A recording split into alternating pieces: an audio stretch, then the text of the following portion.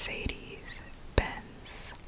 We drove for hours, first through the city, then the town, then down a long, windy road cloaked with tall, fluorescent evergreens. It was like a scene from a movie. It felt so serene. Finally, we approached a very tall iron gate. We came to a stop, and two guards dressed in traditional English attire walked towards our vehicle. One came to the driver's side and the other to the passenger side. The guard asked Lucy and I for our invitations. We gave our invitations to them, and they scanned the barcodes, which opened the iron gates ahead of us. I was marveled by the beauty that awaited us. We drove slowly and approached a huge fountain. The water from the fountain flowed down the back, creating a river that led down into the ocean. The mist from the ocean created a fog-like, dewy atmosphere.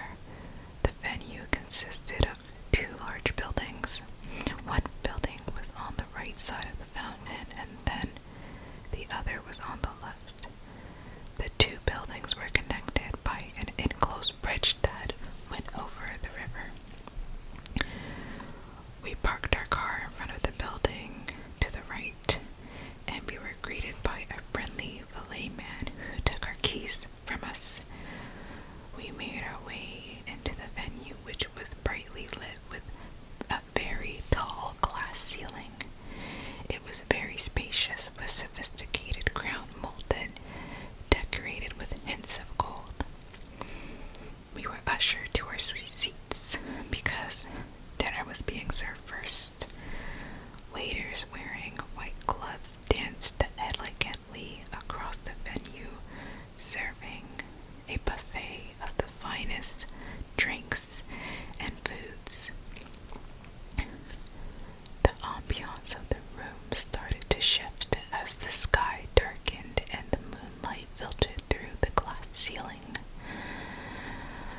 A sweet, deep voice said, "It's time now to make our way to the wedding ceremony venue." In pairs of two, we made our way down the long corridor that crossed over the river to the other building where the wedding ceremony would be held. We were ushered to our seats using flashlights because the room was very dimly lit. A spotlight was shining ahead of us on the bride, who stood at the very front holding a bouquet of flowers with a long, solid white veil that hid her face. The veil was gently swaying in a breeze that I don't know where this breeze was coming from.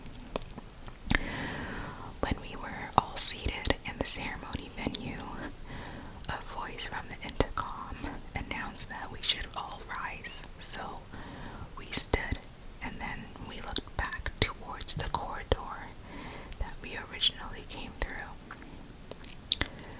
The groom approached and stood on top of a black square. The square gently guided him into the venue, and as he was approaching, I felt like everything was moving, and that's because everything was moving. The floors of the venue started moving, and the groom and the bride were being drawn together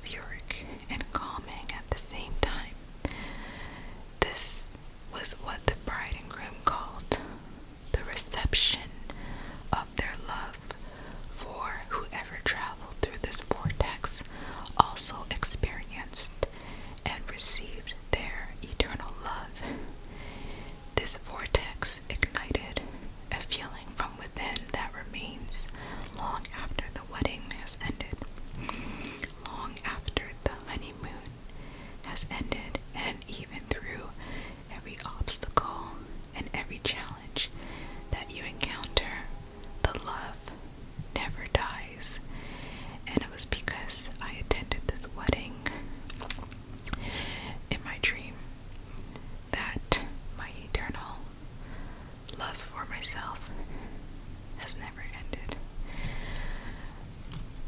Okay, that's the story of the best wedding I ever attended. Obviously,